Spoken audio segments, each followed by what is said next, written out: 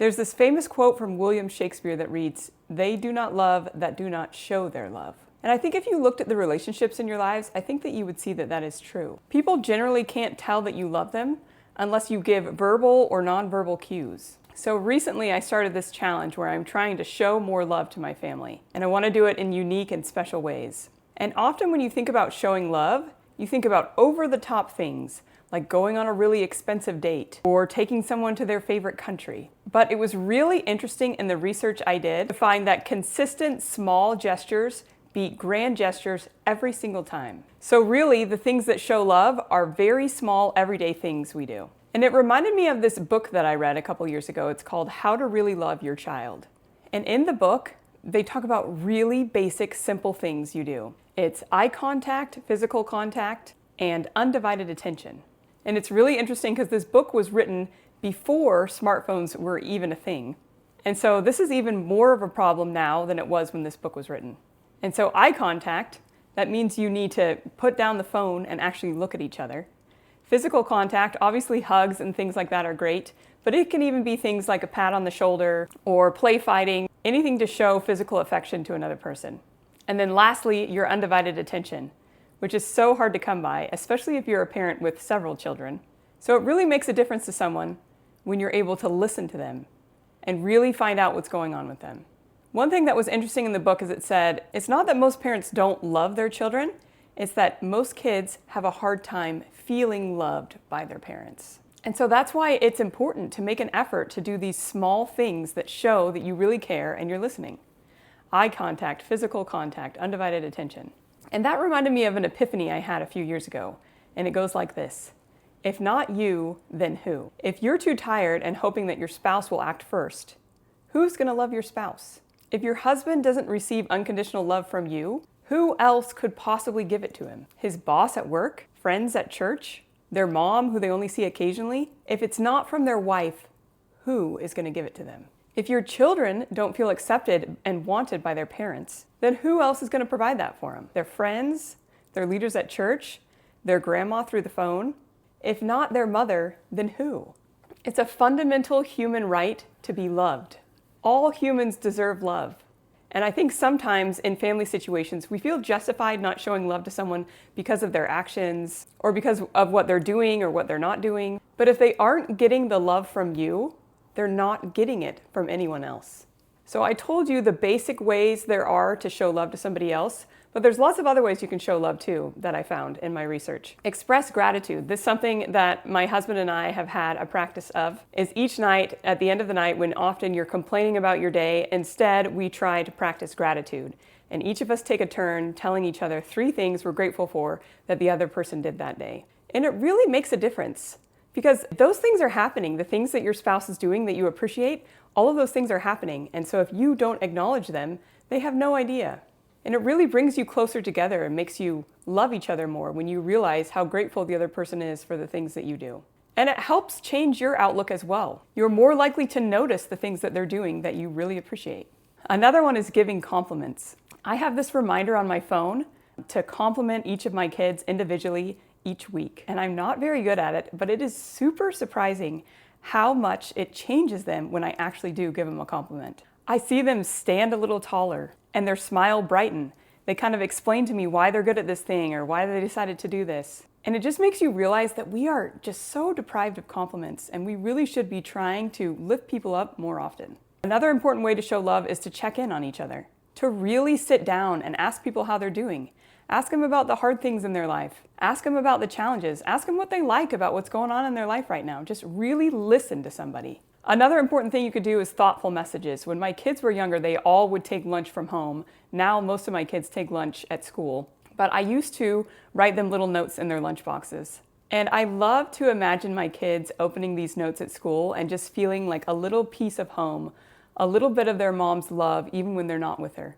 And so these little tiny gestures you do really do make a difference in people's lives. Another important thing you can do to show love is support what matters to them. I remember one time I was subbing in a special ed room. I was doing a long-term subbing job, and there was one kid who loved to show me his video games. And I don't know anything about video games, but I knew that something that's important to help others feel loved is to care about what they care about. And I could tell that he felt loved by me because he kept coming to show me these things and I kept acting interested. And so it's important, even if it's not something you care about, and so often with our kids, they're talking about stuff we have no idea about and it's not something that's important to us, but it's important to them, and that shows love when you support the things that they love. And encourage them with their gifts. Last year I read a book called Betsy, Tacy, and Tib, and there's this part in the book that is so precious because Betsy, she's the main character, she is a writer. And she's only about 12 years old, but her family has recognized that she has this gift. And so they make this little special area in their room where she can put all of her writing stuff. They buy her special pencils and special paper. And then one day at family dinner, the dad comes to her and says, "We've decided that every Saturday we're gonna allow you to go by yourself to the library and spend the whole day there reading books because we want you to get better at writing because we know you're gonna be a great writer someday." And he even gave her money for lunch so she could spend the whole day there and not have to come home for lunch. And I just thought that was such a cool example of supporting someone's gift and recognizing something that someone is good at. And that's something that a family can do to show love to a member of their family. Another one that is lost in our society is loving people even when they're not at their best. So loving people when they're sick, when they're grumpy, when they're insecure. I think of this often when it comes to marriage because so often nowadays we feel like if somebody's not acting correctly, we should just get rid of them. But that's what marriage is all about. Helping people with the things that they're not good at and loving them even when they have weaknesses. And so it's really important to still show love even in these moments when you feel like the person is not acting the way you want them to. There's other ways to show love too. Acts of service, spending quality time with each other, remembering things they've said, prioritizing their needs. And I think if you see this list, you feel like, it sounds like my whole life is all about other people and I can't ever do anything for myself. But I don't think that's true. It's still important to take care of your own needs and your own wants, but also to choose to spend some of your time showing others love in this way. To make room for these things, to say, I care about you and I love you, and this is what I'm going to do to show that love to you. There's this beautiful quote from Thomas S. Monson. He says, "Never let a problem to be solved be more important than a person to be loved." And if you think about it, you want to live your life with no regrets. Just imagine that tomorrow you might lose this person. And would you be sad that you didn't share the way that you felt about them? Would you be sad that you didn't spend more time caring and loving for them? Kind words and affection should be shared now, not wait till later. Another cool thing I learned is that when you show love, it actually strengthens the love that you feel for others. Isn't that cool? So all of these things you're doing to help others are actually going to grow the feelings you feel for them. I wanted to read to you the entire quote from Thomas S. Monson. It says, "If you are still in the process of raising children, be aware that the tiny fingerprints that show up on almost every newly cleaned surface, the toys scattered about the house, the piles and piles of laundry to be tackled, will disappear all too soon, and that you will, to your surprise, miss them profoundly. Stresses in our lives come regardless of our circumstances. We must deal with them the best we can, but we should not let them get in the way of what is most important. And what is most important almost always involves the people around us. Often we assume that they must know how much we love them, but we should never assume, we should let them know." Wrote William Shakespeare, "They do not love that do not show their love. We will never regret the kind words spoken and the affection shown. Rather, our regrets will come if such things are omitted from our relationships with those who mean the most to us. Send that note to a friend you've been neglecting. Give your child a hug. Give your parents a hug. Say, I love you more. Always express your thanks. Never let a problem to be solved become more important than a person to be loved. Friends move away, children grow up, and loved ones pass on. It's so easy to take others for granted until that day when they're gone from our lives and we are left with feelings of what if and if only." Said author Harriet Beecher Stowe, "The bitterest tears shed over graves are for words left unsaid and deeds left undone." It really is such a gift to have your family and to have the chance to show them love. There's a scripture in John 13:34. It says, "As I have loved you, love one another." And that's really why we do all of this, isn't it? The reason that we feel these deep feelings for each other is because of the sacrifice that Jesus Christ made for us.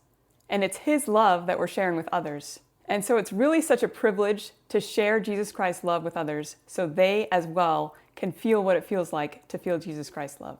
So I've made goals before about trying to show love to my family, but this goal that I have, trying to do out of the ordinary, fun things to show love is a really fun and exciting goal, something that I am excited to do and try. And I think that's really important to remember with goals. You need to make goals that are positive, things you look forward to. You have to frame your goals in a positive light.